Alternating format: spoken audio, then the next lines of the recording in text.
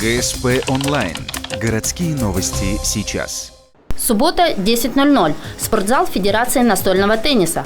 Первенство Республики Коми среди молодежи. Участвуют девушки и юноши до 18 лет. 74 спортсмена из Воркуты, Сыктывкара, Усинска и Ухты. Всего 8 населенных пунктов.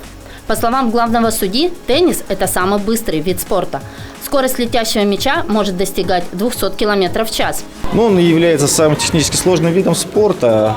И наши теннисисты для того, чтобы достичь каких-то более-менее серьезных результатов, они каждый день тренируются по 5-6 часов. В фаворитах – ухтинцы.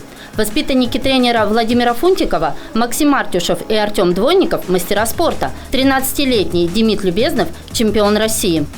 Сначала я ходил на самбо, а потом мне там не нравилось, и меня сюда привел папа, так как он тоже играет. Сегодняшнее первенство – это игра на вылет. Призерам в командных играх вручат кубки, за личные разряды, грамоты и медали. По результатам определится сборная команда. Спортсмены отправятся на чемпионат северо-западной зоны. Он состоится уже в следующем году.